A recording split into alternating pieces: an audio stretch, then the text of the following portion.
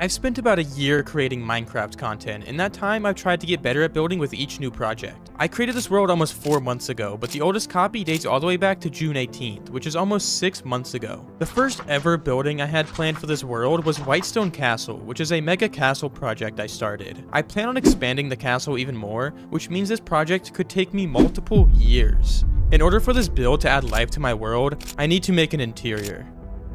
Now, this is still my nearly 1,000 day old hardcore survival world, so before I get to building, I need to do some progression, because in this world, I still haven't acquired totems, netherite, or a beacon. Right now, I'm collecting materials to make a ton of iron golems. I don't want to make any OP raid farms, so I'm going to fight this battle myself. After that, I'm going to have infinite totems, and that is the easiest way to stay alive in hardcore Minecraft. The only thing I have left to do is to find a village.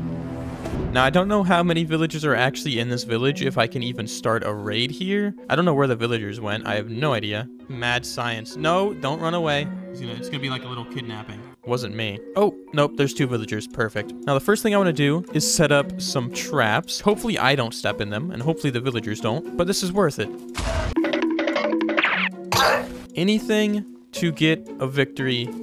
And, you know, I want to lay, I think, a ton of traps. The more traps I have, the better. Now, that's a big one. Hopefully, the Ravager goes through there. If we hear any explosions, we know we got them. Wait a second. You guys are trying to dodge the war? With a trap set up, I created a wall around the village for extra protection. Now, I just need to win. Round 1. Alright, we're ready for war. We're ready for war!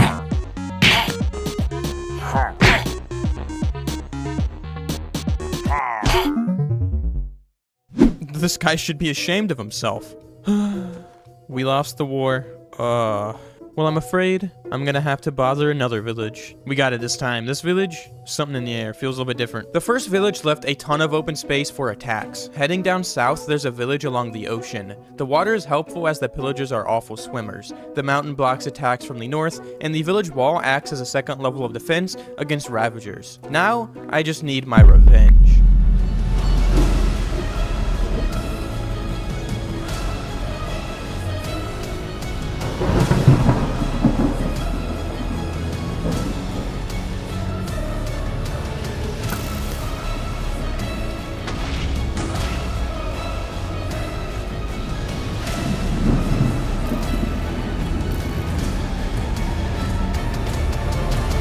They didn't stand any chance at all.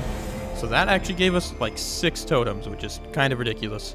Now that I have all these totems, I need to get geared up. So it's time to go in the nether to get some netherite.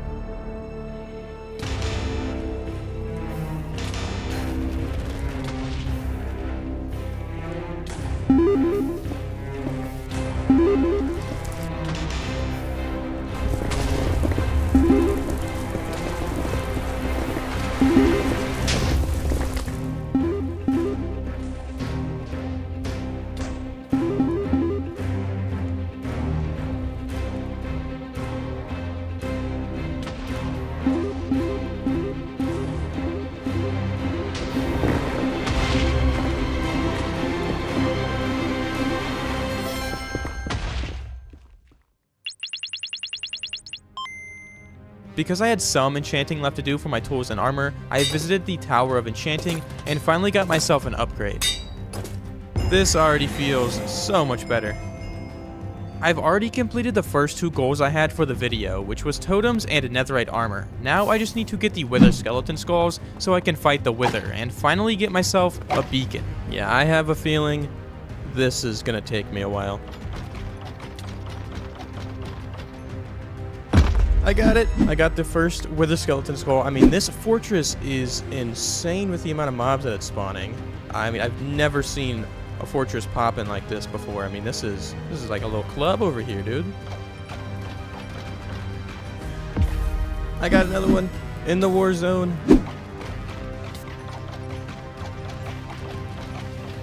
I got the 3rd one.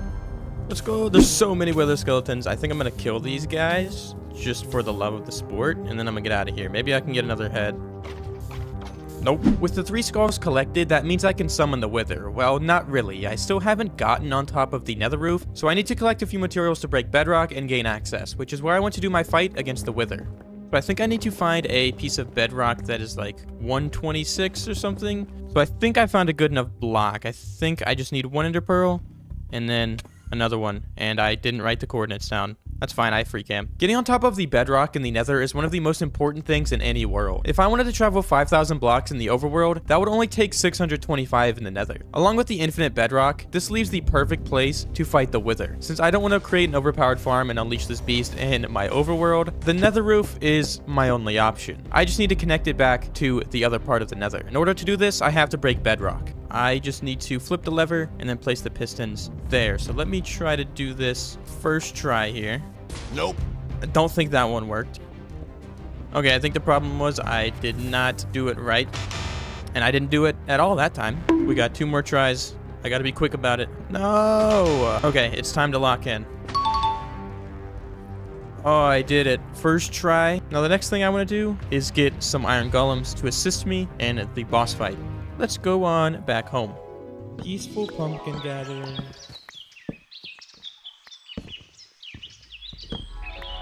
Now we're ready for war. Let's spawn the Wither. Let's go. This shouldn't be too bad. But I do want to add in some iron golems to hopefully assist me in this fight. Well, it seems that plan failed. I honestly think the worst part about this fight is the fact that I literally cannot see a single thing.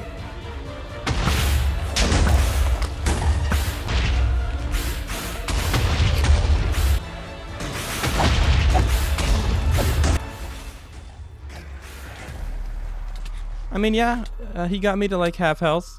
The iron golems wasn't gonna work. But I can say after hours of work, I finally have a beacon, which means I can start working on the castle. I had this castle planned way before I started this world, which was almost 6 months ago. I carefully chose the location on top of the mountain so it could look down on the rest of the world. This did leave me with the problem of having a ton of snow and stone left to remove from where the mountaintop used to be. For the castle, I want it to be split up into 3 sections: the keep, the throne room, and the cathedral. But right now, where I want to start is the castle keep, as this is going to be the main entrance, and for that, I want to create a grand staircase. I used 2 main blocks for the castle, diorite and tuff, and since I don't have any of those blocks lying around in chest monsters, I need to go into the cave with my newly acquired beacon. This sped up the process exponentially. Now, tuff is a little bit harder to get, but I did just create a mining village, and at the bottom of the village, there's a pretty big cave. And since it goes down pretty far, there's a lot of tuff to be mined. Ooh, there's also a spawner. Let me check this out real quick. Dang it, why does every single spawner in this world have to be a zombie spawner? I need bones and string so bad. Well, there's some string in here. Ooh, and some copper horse armor. I will take that, but I don't need you. Goodbye. That probably wasn't necessary at all, but it's fine.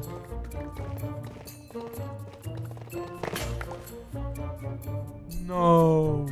Oh my god, oh, send help, please. I think I'm gonna deal with that in a second. Let's try not to break this pickaxe as well. Trying to forget about the devastating loss of my first netherite pickaxe, I mined up some spruce wood and then headed over to the Badlands biome because I need a bunch of terracotta. I find that these blocks make great wallpapers for interior design. Staying in the Badlands biome, I kept trying to look for these big patches of cobwebs in the mine shafts because I need hundreds of candles. I'm also just too lazy to create an automatic farm. Since I'm still out west, I'm gonna take a trip over to the coral reef. I used fire coral for some of the texturing on the castle, but I'm also going to use the coral fans as a carpet block, since the blocks are very vibrant and bushy. The last thing I need is actually back home, and I'm dyeing all of my sheep green because I want to use green banners. Banners might be my new favorite building block. You can use them to create these awesome window designs, as well as Tudor styles for your houses. This is all called banner tech, and it's going to be used a lot in the video. Okay, now it's time to move on to the grand staircase by first creating a floor. I decided to go with a pretty simple tile design using deep slate tuff and stone bricks. For the grand staircase, I wanted to give people an easy way up and down to connect the first and second floor of the castle, which also makes the entrance look more important. I added a lot of patterns to the floor and staircase, so things didn't look as flat. I also applied the same logic to the ceiling by adding some large curved beams every 4 or 5 blocks. I got really inspired by this artwork of the Red Keep from ArtStation, so I took took a few details. I noticed the ceiling supports helped frame the room nicely. When looking at the other image, I really liked the design of the grand staircase, specifically the large doorways attached to it. So I took these design elements and applied them to the shape of the room I had. You can see the ceiling beams make the roof look supported and a little bit more interesting. This is a design choice I've been practicing for a few months now, and I did it a lot in my starter base. Using reference images is a really good way of getting better at building, and it helped me a lot with the entrance. Now we just need to add some details to the room, so I'm going to add some pots with some leaves on them to make them look like large flower pots. The room also lacks lighting, so I'm going to use polished deep slate dark oak signs and shelves to create these large fire pit thingies. Now that I'm adding lighting, I want to do this trick with the candle on top and then a lever on the bottom to make it look like there's a candle holder on the wall. This will create some ambient lighting that I think will make the room look a lot better. Yeah, I'll be honest, the candles didn't do that much, but it's fine. I created these 4 banner patterns using yellow, white, and light gray dye. Once you combine all of them in a vertical shape along the wall, it creates a perfect looking medieval flag design. So I went a little crazy with it. Eventually, once I expanded my world more, I would love for every different kingdom to have a different colored flag design. The region I'm working on now is going to be symbolized with the yellow and green coloring, which I'll get into more later in the video. To be honest, I'm mostly just impressed with how little this actually looks like Minecraft. The amount of detail you can get from banners is insane. And since my focus right now is on creating incredible detail in the game, this next build hack allows us to create perfect circles. Normally when creating a circle, you only have one option. And to be honest, that is just way too big. This doesn't really work for a small space. But there is this really awesome building technique where you can put a hanging sign underneath a floating candle. Now this is really important because you can create perfect circles in the game with the curve of the hanging signs. And if you really want to build this on the smallest scale possible, you can even do something like this, where if you're looking at it from a specific angle, it still looks curved. If you don't believe me, I used this in my haunted castle, and it actually worked pretty well. I'll be honest, ever since I learned you can do this with the hanging signs and candles, it's been the only chandelier design I use, and I kind of end up spamming it throughout the entire castle. I also added some smaller details to the windows using green and yellow flowers, then hid some of the bad texturing using some pale oak signs, which does make it look a little bit better. I kind of spammed them around a little bit, maybe a little bit too much. I had to do something about the awful texturing I did. Even though this build was made a couple months ago, I feel like I've gotten way better at it. Now that the entrance is complete, I can move on to the next room of the castle, which I decided would be the castle throne room. I got some heavy inspiration from some more artwork I found, this artwork being a concept of Highgarden Castle, which was where I got the lore for Whitestone Castle in the first place. So I decided to borrow some of the concepts, like the marble-looking floor design. The main walls and structure of the castle were left unfinished from when I started the castle in the first place, so I fixed that up. I want the room to have 3 large pillars going up to the ceiling, with a railing to give them an overlook spot of the throne. On the upper section, I added more of those large planters and some basic seating. The roof was also looking a little unfinished, so I created a polished diorite outline with deep slate tiles in the middle. I had the idea of adding some more lighting in places to observe the throne room itself, so I added some interior windows as well as some exterior windows for some natural lighting. Now it's time for some heavy inspiration, the giant tree throne in the center of the room. The lore behind the throne in my world is that a past king grew the tree himself. It later got chopped down, believing it to be a symbol of his strength. They brought the oak tree up to the throne room as a statement to everybody else in the kingdom, that they too held the same strength as the old king, and now it's known as the Oakwood Throne.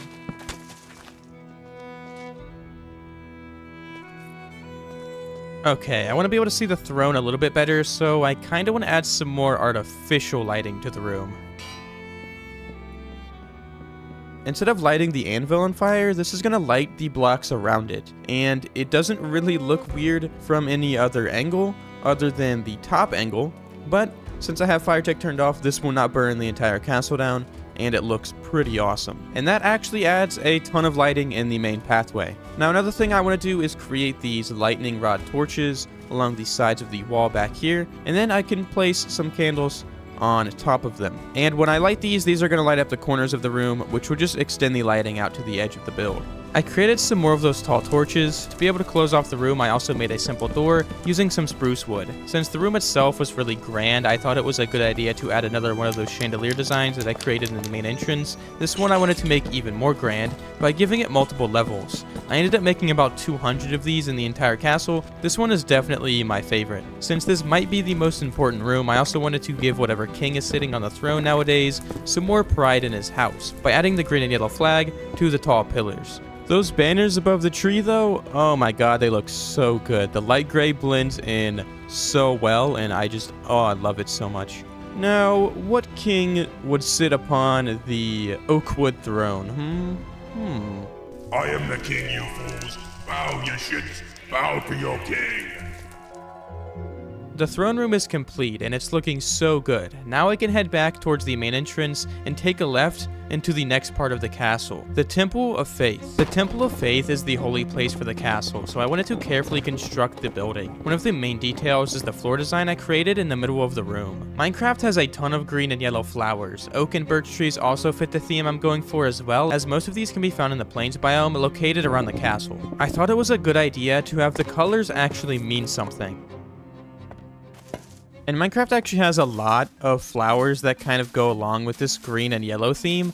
One of my favorites being the wildflower. I even have a mod or resource pack installed that makes it so it has a connected texture in the middle, so you can place two flowers on top of each other. Another block in the game that utilizes this feature is the pale moss carpets. I'm going to use this to make an altar here in this small green room that I made. So I'm going to create some candle holders here in the middle using some lightning rods going down with this direction so the big ball thing is on the ground. And then I can put candles on top of them. Something else I can do though is put candles around the rest of the table and the carpets connect back so it creates a large tablecloth which looks really cool. And now after lighting the candle, we have a very big area for people to maybe summon or pray to the gods. These gods will be created as statues, making up each corner of the room, with 4 in total, each of them symbolizing a different pillar of the faith. The first god is known as the Entity, symbolized by an oak tree. The second is known as the Necromancer, symbolized by a wand with purple flames.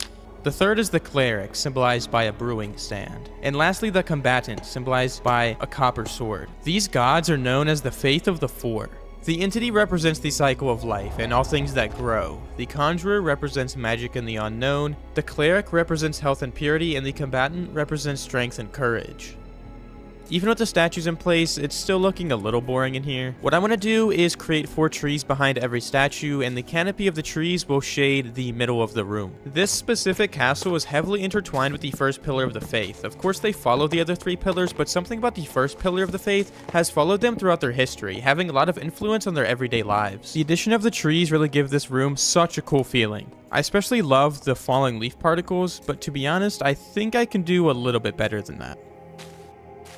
Yeah, that is much better. The trees are not only connected to the first pillar of the faith, I also just thought that it would look really cool to have them in the middle of the room, and now that this room is complete, it's one of my favorites in the entire castle. Towards the back of the castle, there's a large tower that needs attention. I didn't add any details to it because I wanted to get the interior laid out first. Now that I have the design for the interior, I started adding windows and other smaller details. Back in the tower, I started adding a spiral staircase as a way of getting up and down. This also connected some of the other floors of the castle. To get started on the interior, I first created a carpet design using lapis, blue coral fans, and waterlogged pale oak leaves to transition from gray to blue. I want this tower to be for the main advisor of the king, someone with a ton of knowledge. I decided a dark wallpaper would fit the theme the best, so I went with dried kelp and dark oak. To give the advisor room to work, I gave them a small desk and chair. Ever since shelves were added in the Copper Age update, they've been all over my builds, and they help create some really detailed furniture. I created a small bed frame design using the shelf block, as well as some actual shelves using some scaffolding. The shelf block is weird because the main use case for it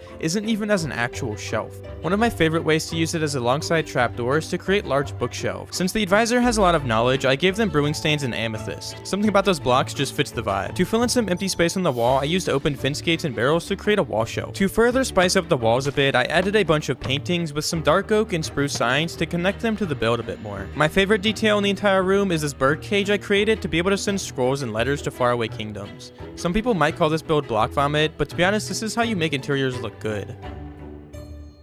This video is sponsored by Wombaat, which is me. That's me. So if you want to get access to some of these awesome tree schematics or world downloads and any future world downloads, become a YouTube or Patreon member. You get access to videos early and also get a special shout out at the end of all of my videos. I want to thank all of my channel supporters who help fund the channel and keep things moving forward. I seriously don't think I'd be able to do this without you, so thank you so much. I'm finally done with the large tower. Now I want to move on to the right wing of the castle. This area is going to be a small corridor space, mostly just for a cool vibe, so I don't want to go overboard with the detailing. I did add a small table with a lectern and armor stand, as well as a large candle holder, and then I went into the back of the room to create those large fire pit thing that I added in the throne room, and the walls were looking pretty empty as well, so I put in a few of the flags, and it really made a big difference. I installed this vanilla tweaks mod that turns gold helmets into crowns, and it looked pretty sick on the armor stand. If it's hard to tell where I'm at in the castle, I am just to the right of the main entrance, and I created this tiny corridor space.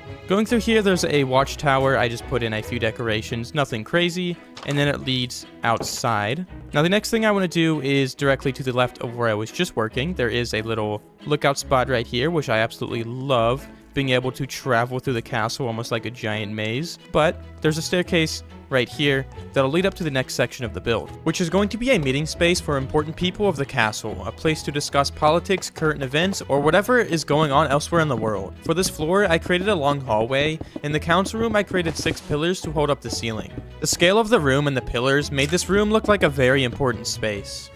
So this base layout that I have going through here, I think is pretty awesome. It feels very grand, which is exactly what I was going for. The plan I have for this room is I want this to be a large council chamber, so I want to create a pretty big table in the middle of the room. This table design I think is really awesome. You have a spruce pillar in the middle with some shelves on either side, and then you just place in a couple of trapdoors around the rest of the build, and in the middle of it, just to give it a little bit more strength, I added some slabs. Now since I want this to be like a council meeting area, I want to add in some chairs, and if you use a backward stair like that with some shelf blocks on the other side, it creates a cool looking chair design. Of course I want a bunch of chairs around the table though, to make it look like some people, maybe around the realm of my world, are having an important meeting. I added some simple decorations to the rest of the room, as well as the chandelier design again. I think I might have overused this chandelier design in the build, but it's fine, perfectly fine. I do think in this room specifically, it works really well because the table underneath it though, so I'm pretty happy with the use case for it. The council chamber is complete and it's looking really nice. Now I want to move upstairs to create some bed chambers. I'm creating a big one at the top of the room, which is going to be the king's chambers, and then some smaller guest and family rooms on the bottom. I started with a long hallway and added some decorations to the end. I really love this trick with scaffolding to create these deep shelves. So I wanted the hallway to feel more grand, and I think the pale oak does a very good job of that. Using signs, I created a trim, and then the trapdoors, shelves, and then stairs.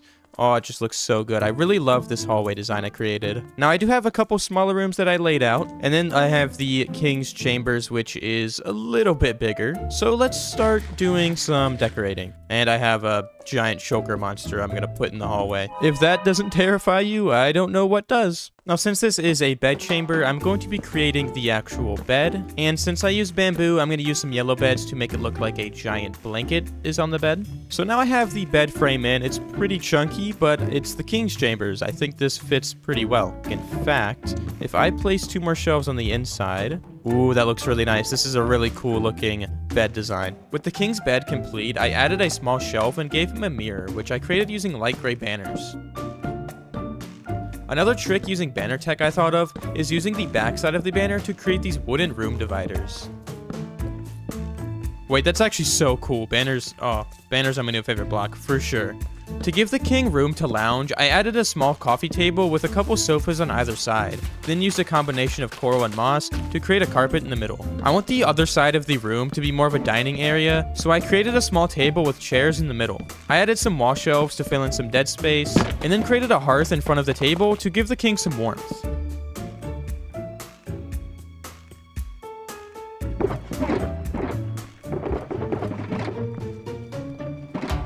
Okay, this room is small, but it has a lot of detail in it. I added a wall shelf and I used the trick with the moss carpet to connect it all the way around. No idea what this is, but it looks nice, I guess. Now this is kind of like a wardrobe slash like armor stand thing. A lot of detail was packed into this tiny space with all of the spruce bits. Of course, you can just place the fence gates with the bookshelves on top of them. And then we have a small room for the bed and then a desk. And then I also put in the flag design in the corner of the room. It's very cramped, but it looks pretty nice. You know, if you just spam paintings with some signs in between them around, it fills in the wall space, which looks good. So honestly, just changing some things up every once in a while in your interiors helps a lot, but in this tiny space, it shows off exactly what you can do with your interiors. And of course, I also put in one of these small carpet designs, just using the fire coral fans, which is super detailed, but it looks very nice. This castle has been one of my most ambitious projects ever in my hardcore world. I spent countless hours at 2 AM designing the exterior, and the interior took me forever. You might have noticed that I only created one small interior on the top floor of the castle,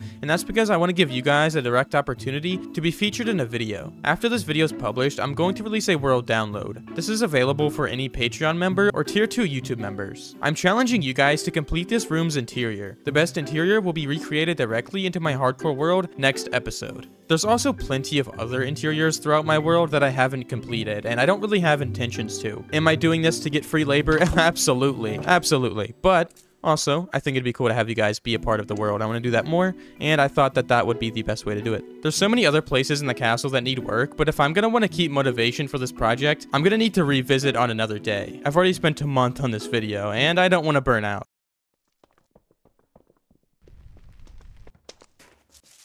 Oh god, the shulker monster. I need a storage room.